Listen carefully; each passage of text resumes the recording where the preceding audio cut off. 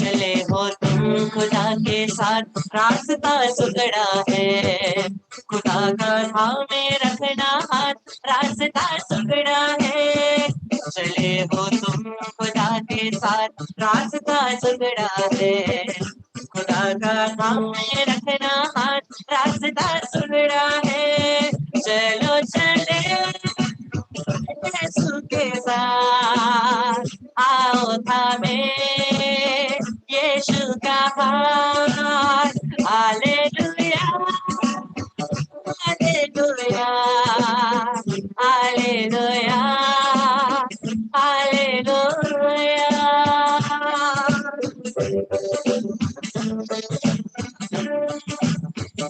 बहुत आएंगे कहेंगे हम तुम्हारे हैं, खुदा की रूह की सुनना बात, रास्ता सुगड़ा है। ऐसे बहुत सारे लोग गाएंगे और बोलेंगे मैं तुम्हारा हूँ तू मेरा है और ये तेरा है, सब कुछ बोलेगा, लेकिन वचन कहता है उनका मत सुनना, केवल पवित्र आत्मा का सुनना। बहुत आएंगे कहेंगे हम तुम्हारे हैं, खुदा की रूह की सुनना बात, रास्ता सुगड़ा है। चले हो तुम खुदा के साथ, रास्ता सुगड़ा है। खुदा का थामे रखना हाथ, रास्ता सुगड़ा है। चलो चले यीशु के साथ, आओ थामे यीशु का हाथ। Hallelujah hallelujah hallelujah hallelujah.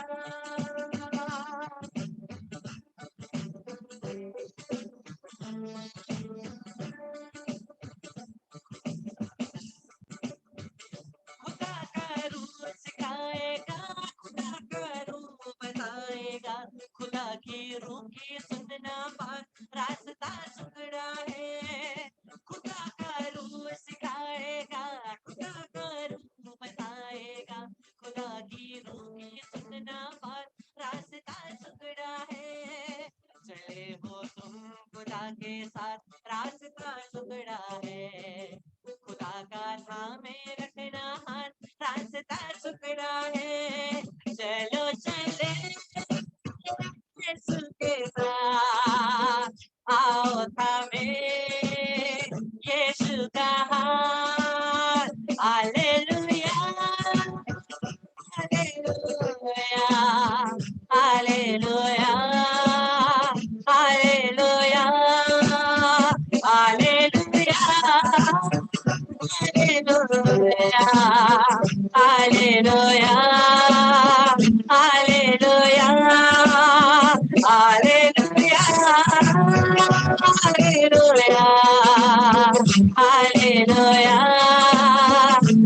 Hallelujah hallelujah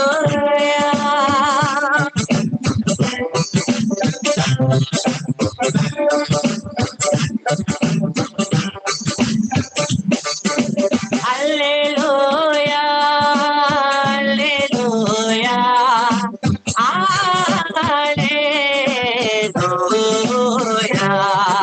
hallelujah hallelujah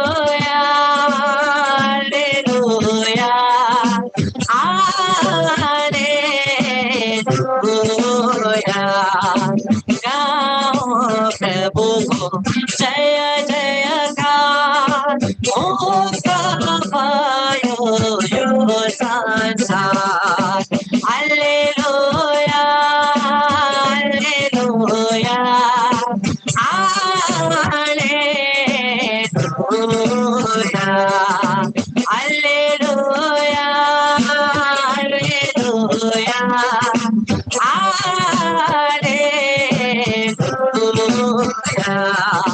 चुरावायो शैतान को सेठी, रितोरी होने को दे दे। हालेलुया हालेलुया हालेलुया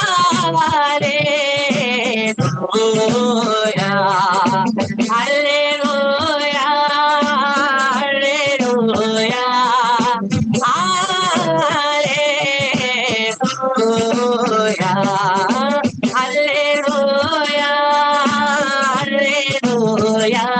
Praise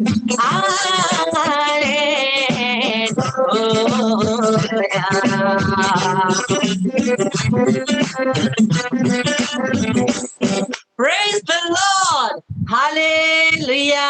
क्रिस्त मेरे प्यारे भाई और बहनों, आज खुशी का दिन है, आज आनंद का दिन है, आज बड़ी खुशी का दिन है, क्योंकि आज हमें हमारे कलीसिया को 10 नए संत मिले हैं और हमारे बीच में, इस भी जगह में, इस भी समय में, ऐसी परिस्थिति में जब सारा संसार पाप में डूबा है, जब सारा संसार में कुछ ना कुछ शैतान काम ही कर रहा है, फिर भी ऐसे कीचड़ से भी अगर परमेश्वर सुंदर सुंदर कमल के फूलों को उगा सकता है, तो सही में हमारा परमेश्वर जिंदा है।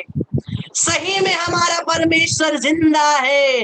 ये पास्का के अंतिम हफ्ते में, 5वें हफ्ते में, जब मां कलीसिया ने हमें और हमारे संसार को और इस कलीसिया को 10 नए संत दिए, हमारे निजी जीवन के लिए 10 और नए संत प्रदान किए। मतलब यही है कि हमारा परमेश्वर मरा हुआ नहीं है, हमारा परमेश्वर जीवित है और वो जीवित होने के कारण वो प्रत्येक व्यक्ति में, प्रत्येक विश्वासी में आज भी जीवित रहता है, आज भी जीवन वो प्रदान करता है और जो पाप का जीवन है उसको नष्ट करके पवित्र संत का जीवन संचालित करता है। ये प्रूफ है कि हमारा परमेश्वर जिंदा खुदा है, जिंदा परमेश्वर है।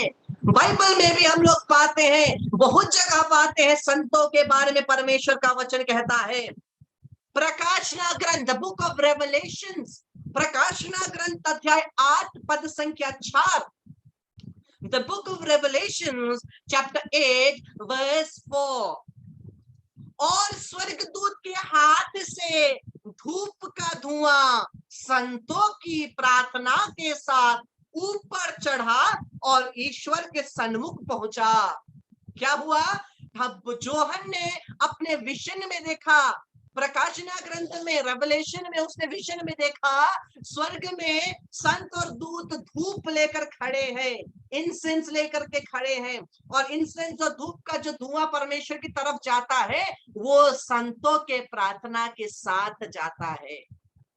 इसीलिए कैथोलिक कलीसिया में प्रत्येक चीज का कुछ ना कुछ एक सिंबल है, कुछ ना कुछ एक साइन है, ऐसे ही कुछ नहीं किया जाता। और मिस्सा के समय में क्यों धूप को वेदी के सामने रखा जाता है? क्योंकि जिस प्रकार से वो धूप का धुआं ऊपर जाता है, उसी प्रकार से कलीसिया की प्रार्थनाएं भी परमेश्वर की तरफ उठती है। यही एक साइन है, यही एक सिंबल है जिसकी वजह से धूप का, इंसेंस का यूज होता है। ये एक प्रतीक है कि हमारी प्रार्थनाएं परमेश्वर की तरफ उठ रही है, जिस प्रकार से धूप का धुआं उठता है।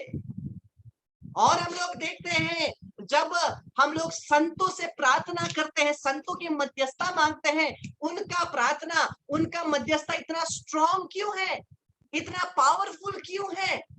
हम लोग देखते हैं याकूब का पत्र, the letter of Saint James, the letter of Saint James, याकूब का पत्र अध्याय 5 पद संख्या 16, याकूब का पत्र अध्याय 5 पद संख्या 16। इसीलिए आप लोग एक दूसरे के सामने अपने अपने पाप स्वीकार करें और एक दूसरे के लिए प्रार्थना करें, जिससे आप स्वस्थ हो जाएं। एक दूसरे के लिए प्रार्थना करने से क्या होगा? हम स्वस्थ हो जाएंगे, हम चंगाई पाएंगे। इसलिए जब संत हमारे लिए प्रार्थना करते हैं, हम लोग चंगे होते हैं। हम लोग संत का मध्यस्थता मांगते हैं तो क्या होता है? संत के मध्यस्थता के द्वारा कितने कितने मिरेकलस हीलिंग्स होते हैं। और संत का घोषित करने का जो प्रोसेस है, उसमें ही बेटिफिकेशन का हो या तो कैनोनाइजेशन का जो प्रोसेस हो, प्रोसेस में ही ये मिरेकुलस हीलिंग, जितने भी चंगाई होते हैं, ये संत के मध्यस्थता के द्वारा, ये धन्य के मध्यस्थता के द्वारा उन सभी को बारीकी से देखकर पढ़ा जाता है। उसको अच्छे से स्टडी किया जाता है। और अगर सही में ये मिराक्युलस हीलिंग है, सही में ये अद्भुत अलौकिक चंगाई है, मेडिकल साइंस उसे प्रूव नहीं कर सकता, केवल परमेश्वर उसे कर सकता है, तो वो उसे संत घोषित किया जाता है। और इसीलिए क्यों? क्योंकि हम लोग देखते हैं वचन ही कहता है एक दूसरे के लिए प्रार्थना करो और तुम स्वस्थ हो जाओगे। याद रखिए वो संत भी कौन है? ये संत भी तो कैथोलिक है, संत भी तो कैथोलिक है। वो हमारे लिए प्रार्थना करता है, हम उनके लिए प्रार्थना करते हैं। जब वो मर जाते हैं तब मरने के बाद उनके लिए प्रार्थना किया जाता है, उनके आत्मा के लिए प्रार्थना किया जाता है। वो स्वर्ग में प्रवेश करके वो संत बन जाते हैं और उनकी मध्यस्थता हम प्राप्त करके हम चंगाई पाते हैं, छुटकारा पाते हैं। और वचन यही तक सीमित नहीं होता, वचन कहता है धर्मात्मा की भक्तिमय प्रार्थना बहुत प्रभावशाली होती है। जो पवित्र जन होते हैं, जो धर्मात्मा जन होते हैं, उनकी प्रार्थना बहुत शक्तिशाली होती है। तो ये संत जन, जो भी संत है वो जीवित है। पवित्र वचन कहता है कि हमारा परमेश्वर जीवित है और जीवितों का परमेश्वर है, मरा हुआ का नहीं, जीवितों का परमेश्वर है। संत दूत, संत जन क्या मरे हुए हैं? नहीं, ये जीवित है। ये केवल इस जीवन को पार कर अनंत जीवन में जीते हैं। केवल इस जीवन को पार कर वो अनंत जीवन भी जीते हैं और पवित्र जीवन जीने के कारण वो परमेश्वर के सिंहासन के सामने रह करके मेरे और आपके लिए प्रार्थना कर सकते हैं। इसलिए वो संत हैं, इसीलिए वो संत है और वो जीवित है। एक बार कोई किसी ने कहा, अरे ब्रदर, अगर संत भी मेरे सामने आ जाए ना, मैं तो भाग जाऊंगा। अगर संत भी मेरे सामने आ जाए तो भाग जाऊंगा। क्यों? क्योंकि वो तो मरा हुआ है ना, वो तो मरा हुआ है ना। अरे वो जीवित है और वो हमारे लिए मध्यस्थता करते हैं। वो जीवित है, स्वर्ग में प्रवेश करके वो जीवन, क्योंकि अनंत जीवन मरा हुआ जीवन नहीं है। अनंत जीवन अनंतता में जीने का जीवन है, अनंतता में मरने का जीवन नहीं है। अनंतता में मरने का जीवन है तो वो नरक कुंड है। अनंत जीवन मतलब जीवित रहना, परमेश्वर के साथ जीवन प्राप्त करना है। और यही मुझे और आपको याद रखना है कि ये संत धर्मात्माओं की प्रार्थना बहुत शक्तिशाली होती है, बहुत प्रभावशाली होती है। तो हम लोग कैसा कहते हैं कि क्या मैं डायरेक्ट प्रभु यीशु से प्रार्थना नहीं कर सकता? जरूर कर सकता हूं, जरूर कर सकता हूं। लेकिन मेरे प्यारे भाई बहनों, अगर परमेश्वर का प्लान है, योजना है कि तुम एक पर्टिकुलर संत के द्वारा प्रार्थना करो या तुम इस संतों के द्वारा प्रार्थना करो, अगर ये परमेश्वर का योजना है तो इसमें हम कुछ नहीं कर सकते, इसमें हम कुछ नहीं कर सकते। ये परमेश्वर का प्लान है, ये परमेश्वर का योजना है। जरूर मैं और आप डायरेक्ट प्रभु से प्रार्थना कर सकते हैं, लेकिन संत और दूत हमसे भी ज्यादा करीब है परमेश्वर के सिंहासन के, और इसीलिए वो तुरंत जल्दी से मेरे और आपके लिए प्रार्थना कर सकते हैं। मैं बार बार इस वचन को आपके सामने लाता हूं। उत्पत्ति नामक ग्रंथ, बाइबल का पहला ग्रंथ, उत्पत्ति अध्याय 20, जेनेसिस चैप्टर 20, उत्पत्ति ग्रंथ अध्याय 20 को खोलेंगे। प्रभु का वचन कहता है, इब्राहिम वहां से नेगेव प्रदेश की ओर बढ़ा और शूर के बीच में बस गया। बाद में वह गरार में रहने लगा। गरार नामक जगह में इब्राहिम अपनी पत्नी को लेकर और सब कुछ को लेकर गरार नामक जगह में रहने लगा। लेकिन जब वो गरार नामक जगह में रहा, उसको डर लगा क्योंकि उसकी पत्नी सुंदर थी। राजा उसको मार करके उसको पत्नी को ले लेता, इसलिए उसे डर था। तो वो क्या कहता है, ये तो सारा जो है ये मेरी बहन है, बोलता है बुड़बक। वो बोलता है मेरी बहन है, वो नहीं बोलता वो मेरी पत्नी है, बोलता है वो ये मेरी तो बहन है। और बहन है बोला तो बोला, तो वहां का राजा जो है अबीमेलेक ने बोला, ठीक है तुम्हारी बहन है तो और भी अच्छा, मैं शादी कर लूंगा, मैं शादी कर लूंगा। और अबीमेलेक ने अब्राहम की पत्नी को ले गया, और इब्राहिम की पत्नी को ले गया। तो उसके बाद जब अबीमेलेक ने इब्राहिम को पत्नी को लेकर के गया, और जो पहला दिन होता है, पहला रात होता है, और इससे पहले कि अबीमेलेक सारा को हाथ लगाए, परमेश्वर ने रोक दिया। परमेश्वर ने अबीमेलेक को पुकारा। देखो कहता है वचन 3, इस पर ईश्वर ने रात में अबीमेलेक को स्वप्न में दर्शन दिया और कहा, क्या कहा? देखो, तुमने इस स्त्री का अपहरण किया, इसलिए तुम मर जाओगे, क्योंकि वह किसी की पत्नी है। अरे वो उसका सर चकरा जाता है, वो कंफ्यूज हो जाता है। अरे इब्राहिम ने बोला ये मेरी बहन है, मैं शादी करके लाया परमेश्वर, अब तू बोलता है ये उसकी पत्नी है, मैं क्या करूं? झूठ तो उसने बोला और आप मुझे मारना चाहते हैं। और परमेश्वर के वचन को आगे देखते हैं, अध्याय 4। अबीमेलेक का अब तक उससे संसर्ग नहीं हुआ था, उसने हाथ नहीं लगाया सारा को, इसलिए उसने कहा, प्रभु क्या तू निर्दोष मनुष्य का विनाश करेगा? क्या तू निर्दोष मनुष्य, क्योंकि मैं निर्दोष हूँ, क्योंकि उसने मुझे कहा था मेरी बहन है जी, उसने पत्नी नहीं कहा, मैं तो निर्दोष हूँ, वो परमेश्वर से कहता है। और वचन को आगे देखते हैं, क्या उसने खुद मुझे नहीं कहा था कि वह मेरी बहन है, और वह भी बोली थी कि वह मेरा भाई है? मैंने यह कार्य निर्मल हृदय और निष्पाप हाथों से किया है। तब ईश्वर ने स्वप्न दर्शन में उससे कहा, हाँ मैं जानता हूं कि तुमने यह कार्य निर्मल हृदय और निष्पाप हाथों से किया, और मैंने ही तुम्हें अपने विरुद्ध पाप करने से बचाया है, इसलिए मैंने तुमको उसका स्पर्श तक करने नहीं दिया।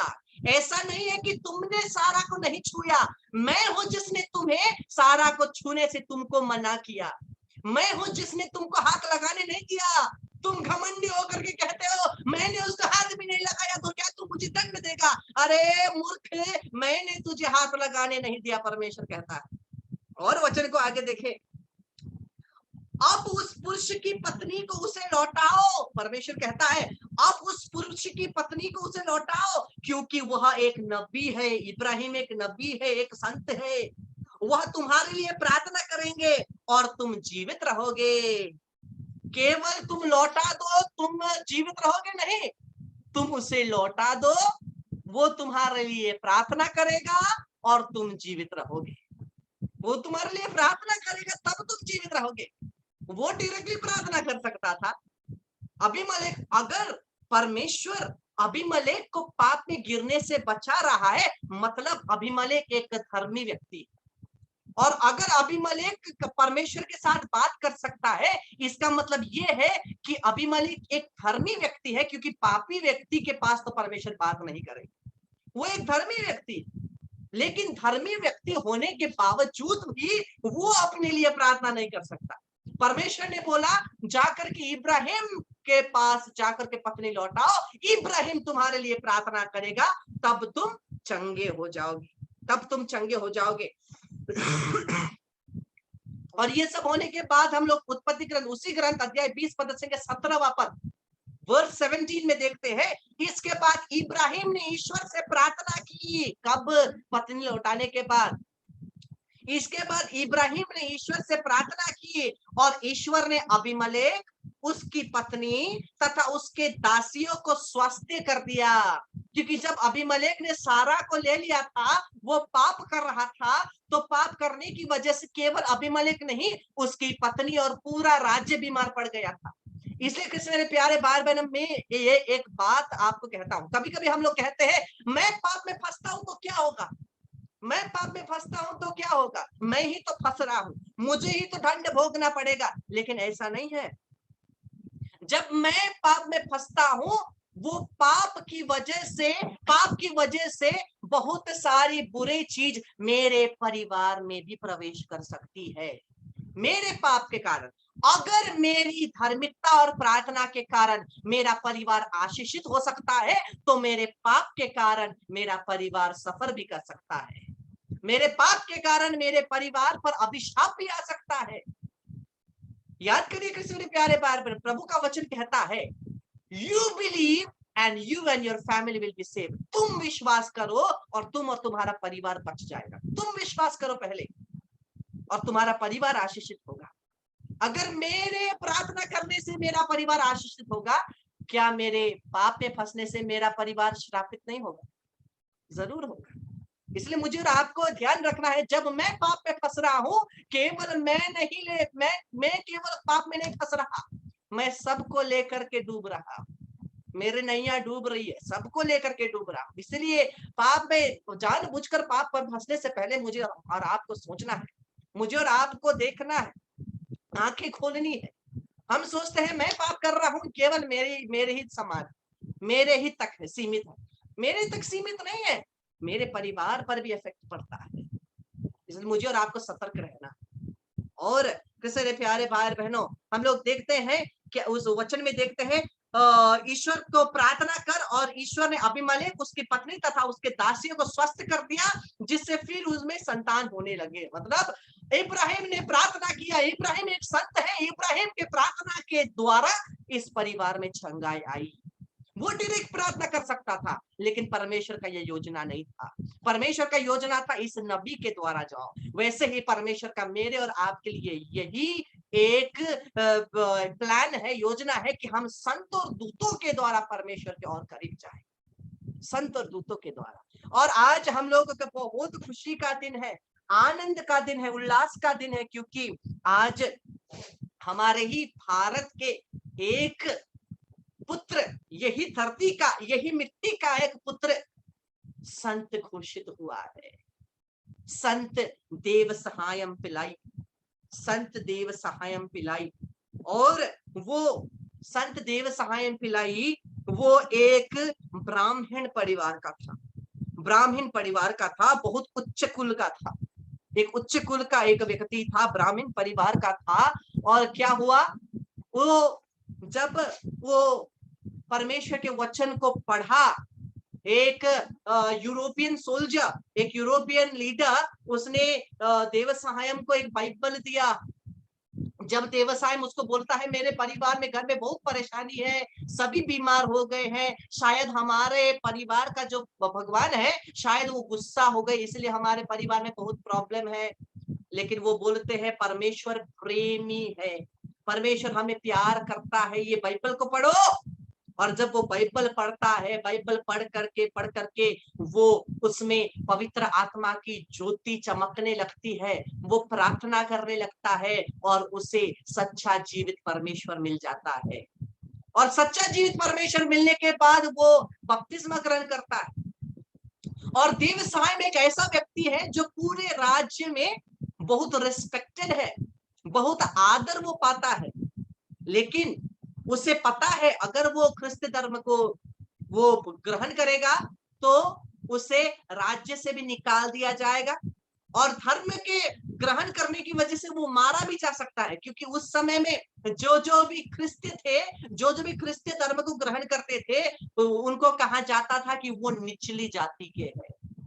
तो ये जो देव सहायम पिलाई ब्राह्मण परिवार का, एक उच्च कुल का, नायर परिवार का होने के बाद भी उसने यह सच्चे परमेश्वर को पहचाना और उसे ग्रहण करने के लिए वो हिचकिचाया नहीं। उसके पास सक्सेस था, इज्जत था, पैसा था, पोजीशन था, लेकिन वो सब ने उसको परमेश्वर को ग्रहण करने से नहीं रोका, नहीं रोका। मुझे और आपको यही सारी चीजें परमेश्वर के पास पहुंचने के लिए रोकती है, लेकिन उसने यही सारी चीजों को त्याग दिया परमेश्वर को पाने के लिए। और परमेश्वर को पाने के वजह से उसके ऊपर बहुत सारे परसिक्यूशंस हुए और उसको मारा गया, वो मारा गया विश्वास के लिए। और अंतिम समय में ये चमत्कार, जब हम लोग अगर हम लोग मैं उसके जगह के बारे में देख रहा था, उसकी हिस्ट्री के बारे में पढ़ रहा था, तो वहां लिखा गया है जब देव सहायम को गोली मारी गई, ऊपर से एक चट्टान गिरा, और जब चट्टान गिरा तब एक जो चर्च का बेल होता है ना, चर्च की घंटी का आवाज होता है ना, वो जो पत्थर है, चर्च की घंटी का आवाज इतना जोर से निकाला। मतलब जब देव सहायम मरा, जब हमारे कलीसियाओं में कोई मरता है तो गिरजा का घंटी बजाया जाता है ना, वैसे ही परमेश्वर स्वयं ने इस देव सहायम पवित्र जीवन को उसने, परमेश्वर ने उसके लिए ये घंटी बजाया, वो भी प्रकृति में। और आज भी मैं डॉक्यूमेंट्री देख रहा था, आज भी वहां पर अगर हम लोग जाएंगे, मैं प्लान कर रहा हूँ एक पिलग्रिमेज तैयार करने के लिए, और अगर कोई ज्वाइन करना चाहे तो हम लोग ज्वाइन कर सकते हैं वहां पर। और वहां पर एक वो पत्थर है जो उस बेल का आवाज निकाला था, घंटी का आवाज निकाला था, वो पत्थर पर अगर आज भी एक पत्थर से मारो ना, घंटी का ही आवाज निकलता है। अगर आप किसी पत्थर को मारेंगे टक टक टक टक होता है ना, लेकिन उसमें घंटी का आवाज आता है। जैसे आप घंटी को मारने से कैसा आवाज आएगा, वैसे ही आवाज निकलता है। तो इसलिए परमेश्वर हमारे बीच में आश्चर्य आश्चर्य काम करते हैं। तो कृष्ण प्यारे भाई बहनों, आइए मैं और आप संत और दूतों की मध्यस्थता को मांगे, क्योंकि महान महान संत और दूत हमारे बीच में आज भी परमेश्वर बना रहे हैं। और आपका भी चैलेंज यही है, संत बनना। आपका भी चैलेंज यही है, संत बनना।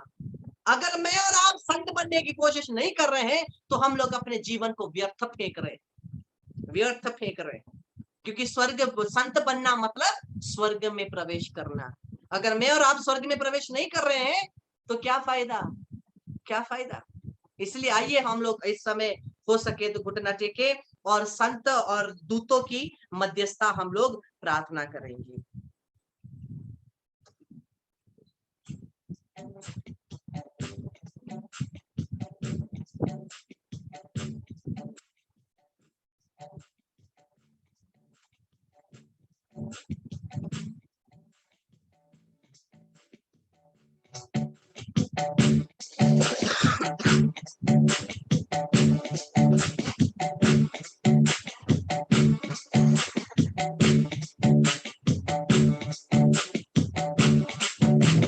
प्रभु हम पर दया कर, कृष्ण हम पर दया कर, कृष्ण हमारी विनती सुन, हमारी विनती पूरी कर।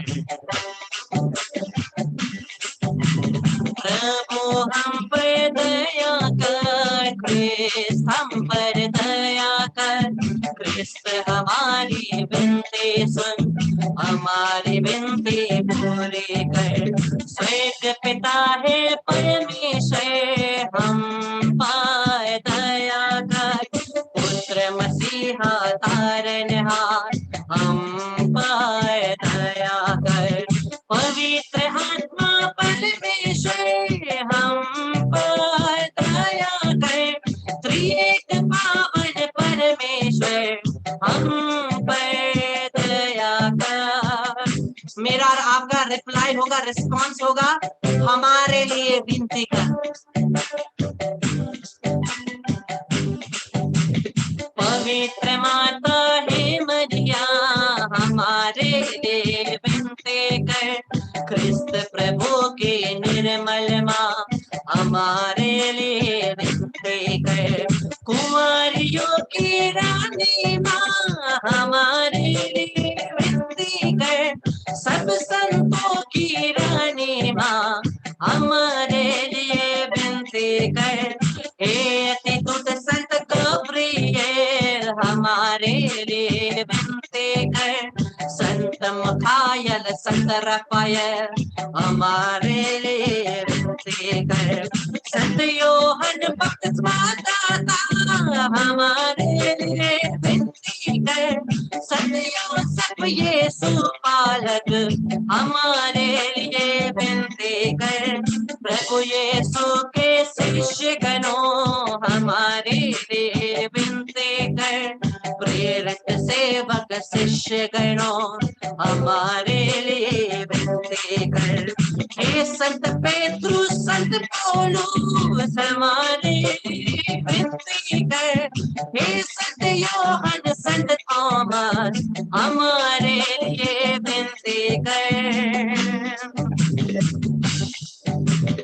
हे संत स्टेफानोस विनती कर, हमारे लिए विनती कर। हे संत लॉरेंस विनती कर, हमारे लिए विनती कर। हे संत विंसेंट विनती कर, हमारे लिए विनती कर। हे संत अगस्टिन विनती कर, हमारे लिए विनती कर। हे धर्म पिता और संतों, हमारे लिए विनती कर। संसार के गवाह हो, हमारे लिए विनती कर। ज्ञानी धर्म गुरु संतों, हमारे लिए विनती कर। सत्य प्रवाचक प्रभु बतो, हमारे लिए विनती कर। हे संत आंतोनी विनती कर, हमारे लिए विनती कर। हे संत बेनेडिक्ट विनती कर, हमारे लिए विनती कर।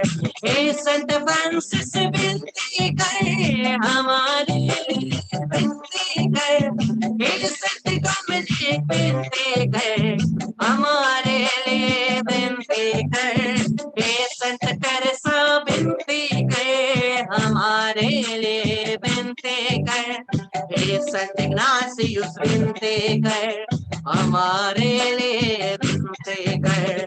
हे संत आग्नेस विनती कर, हमारे लिए विनती कर। हे संत सिसिलिया विनती कर, हमारे लिए विनती कर। हे संत गाथा विनती कर, विनती कर। संत मकलेना विनती कर, हमारे लिए विनती कर। हे अति निर्मल कन्या हो, हमारे लिए विनती कर। स्वर्ग विराजित सब संतों, हमारे लिए विनती कर। हे संत अल्फोंसा विनती कर, हमारे लिए विनती कर। संत युफ्रेसिया संत छावरा, हमारे लिए विनती कर। संत मरियम तेरेसिया, हमारे लिए विनती कर। संत मदर तेरेसा, हमारे लिए विनती कर। धन्य कार्लो अक्यूटिस, हमारे लिए विनती कर। धन्य कुंजन धन्य रानी मरिया, हमारे लिए विनती कर। संत देव सहायम पीला, हमारे लिए विनती कर। संत फ्रांसिस जेवियर, हमारे लिए विनती कर। हे संत जॉन ऑफ आर्क विनती कर, हमारे लिए विनती कर। हे संत डॉन बॉस्को विनती कर, हमारे लिए विनती कर। संत डोमिनिक सावियो, हमारे लिए विनती कर। सेंट फ्रांसिस असीसी, हमारे लिए विनती कर। हे स्वर्ग के सब संतों, हमारे लिए विनती कर। हमारे हृदय के प्रिय संतों, हमारे लिए विनती कर। संग चलने वाले संतों, हमारे लिए विनती कर। सभी स्वर्ग के भक्त संतों, हमारे लिए विनती कर। हम पर दया कर, हे मेमना परमेश्वर का हम पर दया कर। हे मेमना परमेश्वर का हम पर दया, हमारी विनती पूरी कर। जग के पाप तो हर लेता, हमारी विनती पूरी कर। फिर से प्यारे बार बने इसी संतों के साथ मध्यस्थता मांगते हुए एक भेद रोजरी माला विनती करके वापस आराधना के लिए हम लोग आएंगे। और विशेष धन्य संत देवसायन पिल्लाई की मध्यस्थता के द्वारा आप जो हम लोग विशेष प्रार्थना करेंगे। Praise the Lord.